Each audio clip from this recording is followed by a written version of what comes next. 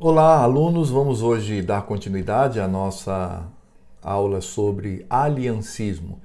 Na aula passada nós fizemos uma introdução bastante geral e hoje eu quero entrar nesse tema falando dos primórdios da aliança, né? Esse primeiro momento da aliança. Então eu espero que você acompanhe. Qualquer dúvida você pode entrar em contato comigo ou em contato com os outros professores do curso que certamente poderão ajudá-los. Bem, nós vamos iniciar então com o aliancismo, compreendendo o reino de Deus por meio das alianças. E aí eu coloquei um texto bastante sugestivo que está em Jeremias 30, 22.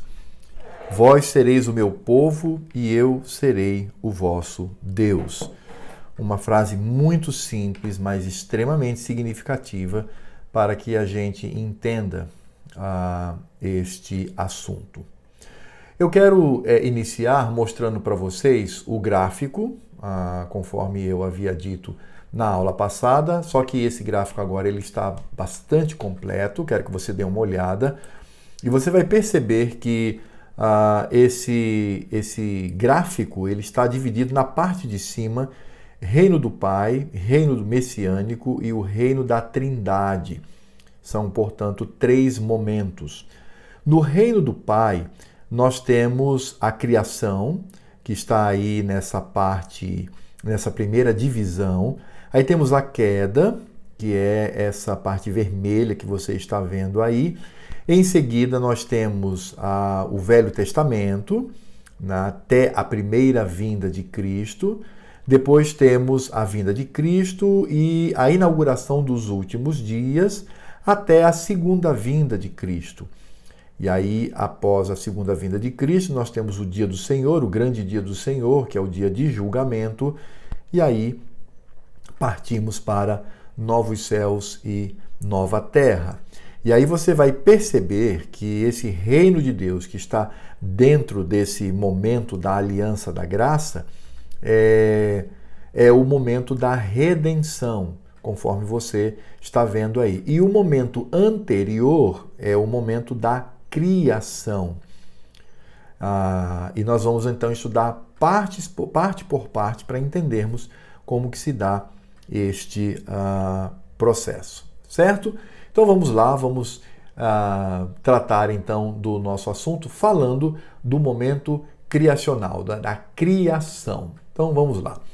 Conforme dito para vocês, a visão reformada, ela olha para essa terra em 3 momentos, que é o momento da criação, o momento da redenção e o momento da glória. Hoje, como eu disse, vamos falar sobre a criação, como é que nós podemos compreender o reino de Deus nesse período da criação, o pacto, a aliança que foi feita do Senhor para com os nossos primeiros pais, Adão e Eva. Então a primeira parte é o Velho Testamento, antes da queda. Esse é o período que nós estudaremos hoje, que é a criação. Quando nós pensamos em criação, nós estamos pensando em termos de pacto, de aliança, aquilo que a teologia reformada chama de mandato. O que houve foi uma aliança de Deus com Adão e Eva por meio destes mandatos. Ou seja, o Senhor colocou sobre os ombros dos nossos primeiros pais a responsabilidade que deveriam ter diante dele e diante da própria criação. Devemos nos lembrar que Adão e Eva, nesse período, não tinham pecado. Eles eram perfeitos, eles eram puros, eles podiam caminhar com o Senhor pelo jardim e nada lhes aconteceria, não temiam, estabeleciam uma grande amizade. Então, é nesse momento em que não há pecado no universo, não há pecado na humanidade, que o Senhor Deus ele vai, portanto, determinar esses mandatos para a humanidade representada em Adão e Eva. E o primeiro mandato que eu quero trazer aqui é o social, que diz respeito à procriação. Em Gênesis 1:28, esse mandato está muito claro quando diz assim: E Deus os abençoou e lhes disse: Sede fecundos, multiplicai-vos, enchei a terra e sujeitai-a. Dominai sobre os peixes do mar, sobre as aves dos céus e sobre todo animal que rasteja pela terra. O mandato social que aponta para a procriação, ele se estabelece no casamento. Deus, portanto, ele cria o casamento. O casamento é algo criado pelo Senhor Deus. O casamento entre um homem e uma mulher, porque forma um casal. Casal é homem e mulher. Esse casamento é o início da família. O Senhor Deus está aqui, portanto, dizendo da existência da família que Ele mesmo criou. E esse mandato social, portanto, está ligado a isso, a essa comunhão entre marido e mulher. E os filhos que deveriam povoar a terra. Isso, é claro, manifesta a glória que o homem deve dar ao Senhor Deus. Então, o primeiro mandato que nós encontramos lá no momento da criação é o mandato social, Deus instaurando a família e Deus ordenando que essa terra ela seja habitada, seja dominada e que haja o nascimento de muitos filhos. Agora, você percebe que esse mandato, ele continua até hoje. Aliás, os mandatos lá do tempo em que nossos pais não tinham pecados, eles continuam até hoje. Só que hoje, infelizmente, nós temos pecado. Mas, por exemplo, o mandato social, ele continua. O casamento é algo que vem do Senhor Deus. O casamento, inclusive, ele mostra o relacionamento entre o Senhor Deus e o seu povo, entre Cristo e a igreja, isso está muito claro. E a procriação também, essa ordem continua vigente. Nós vivemos hoje numa sociedade que é demarcada pelo hedonismo, pela vaidade, é demarcada pela insegurança, onde as pessoas, pelo menos da nossa cultura, da cultura ocidental, cada vez mais têm menos filhos.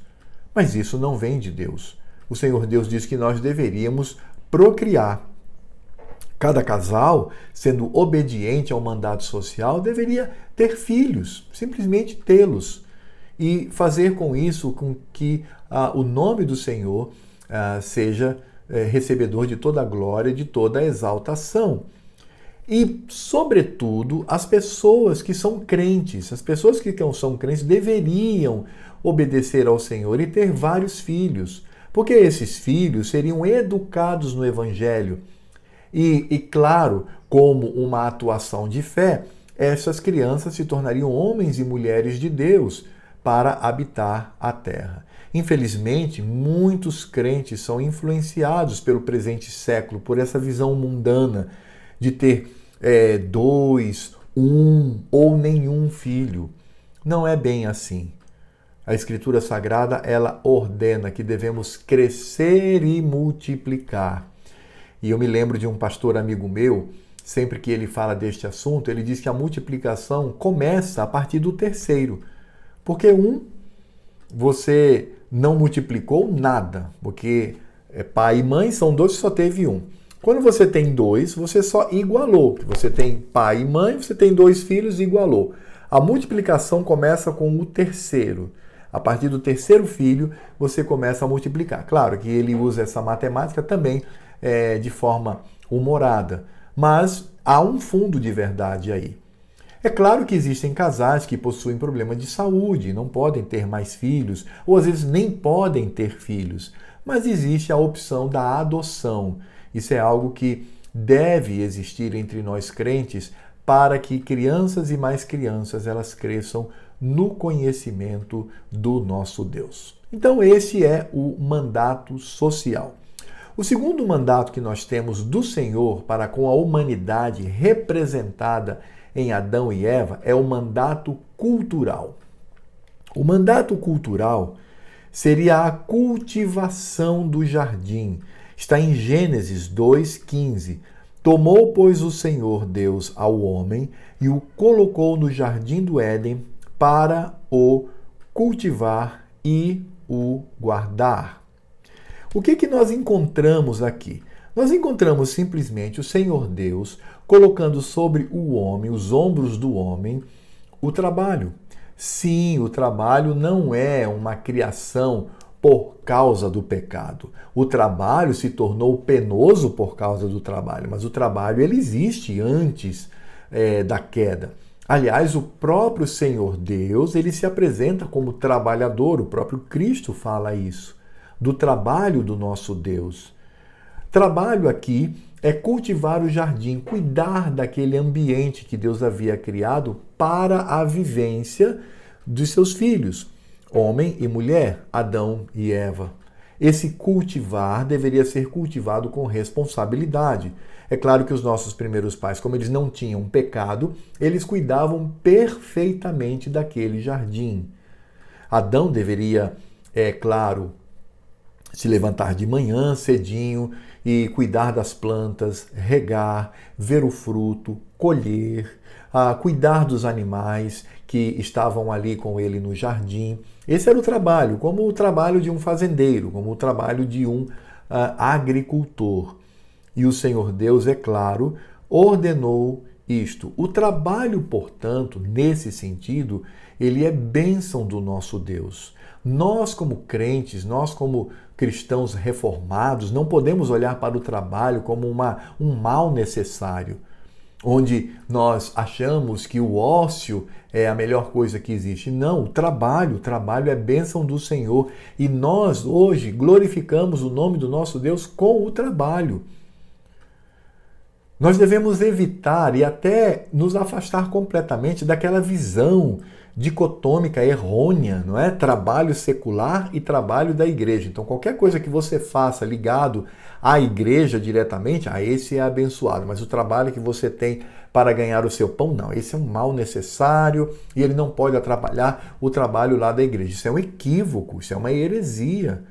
Todo e qualquer trabalho deve glorificar ao Senhor. Devemos manifestar a nossa adoração por meio do trabalho.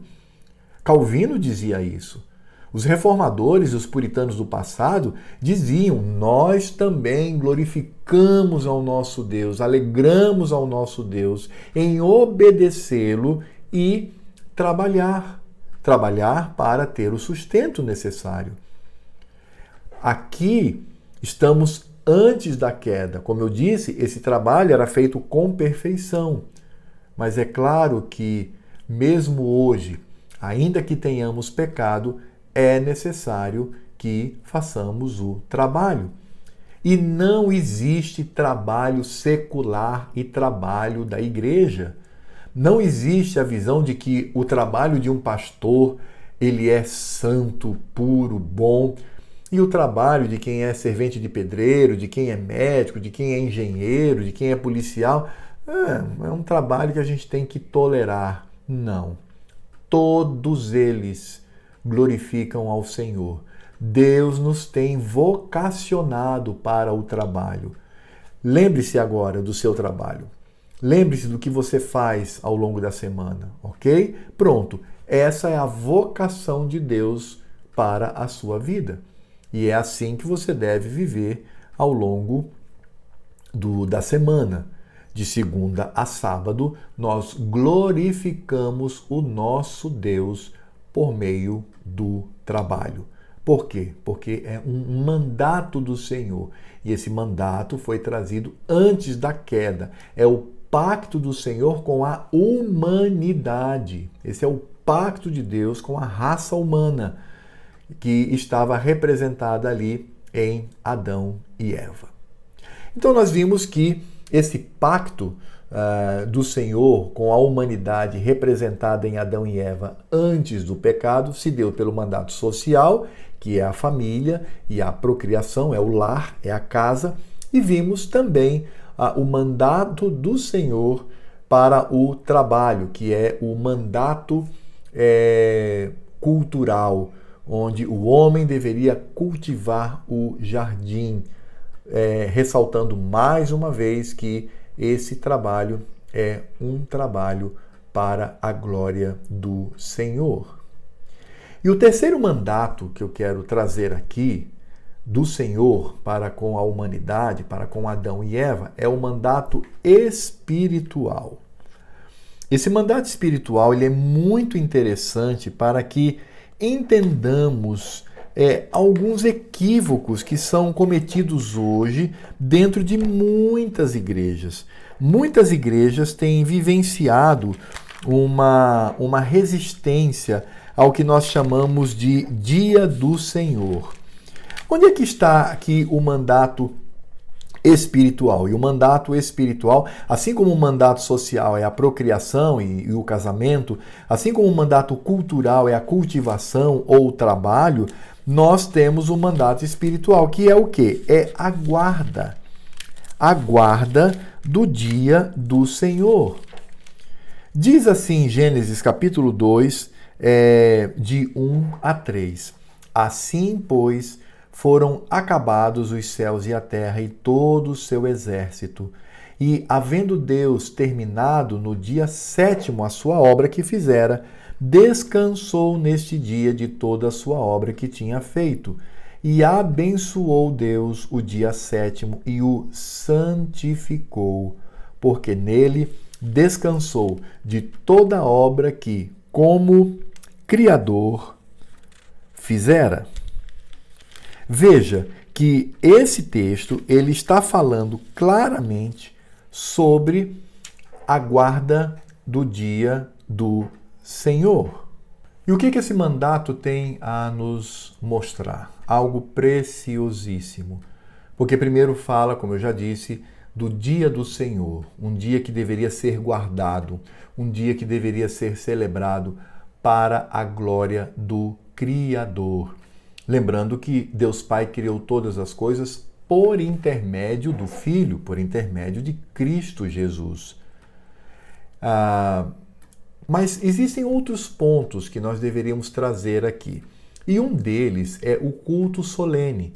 Sim, porque neste mandato e aquele ambiente do jardim aponta para o culto solene. O jardim era o ambiente da intimidade.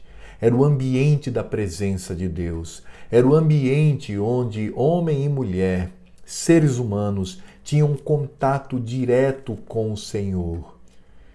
É tanto que, ao pecar, quando eles pecam, eles são expulsos dali. Eles são expulsos daquele lugar que representava a presença de Deus. Não só representava, mas era de fato a presença do Senhor. Isso aponta para o quê? Para o culto. O culto, ele não nasce após a queda. O culto, ele existe para nós seres humanos, porque os anjos sempre cultuaram ao Senhor, mas para nós seres humanos está ali o ajuntamento solene. Era o lugar sagrado. É para onde, inclusive, nós voltaremos, porque homem e mulher, Adão e Eva, eles ali foram tentados pelo diabo e infelizmente caíram em pecado e por causa disso foram expulsos daquele lugar. Portanto, caros alunos, o mandato espiritual, ele aponta para dois aspectos importantes. O primeiro é o dia do Senhor. Isso não prescreve. Até hoje, nós devemos guardar o dia do Senhor. É claro que com a vinda de Cristo, esse dia saltou do 7º para o 8º, ou do 7º para o 1º. Nós vamos estudar isso mais à frente, dentro das alianças. Mas essa postura de guardar o dia do Senhor, porque é o dia dele, e isso continua em nós. Para nós, inclusive, isso é um privilégio. No Velho Testamento, apontava para a criação. No Novo Testamento, aponta para a redenção. Então, o descanso de Deus Pai na criação foi o 7º. O descanso de Cristo da sua obra redentiva foi o 1º. Por isso que hoje nós, a Igreja de Cristo, guarda o 1º dia da semana. Então, quando você lembrar de Jardim do Éden, quando você lembrar do 7º dia que o Senhor descansou, aí você tem o conjunto que forma o mandato espiritual. O mandato espiritual, portanto, ele aponta para o dia do Senhor e aponta para o culto solene, o lugar do culto, o lugar onde temos comunhão com Ele. E foi exatamente isso que Cristo veio resgatar.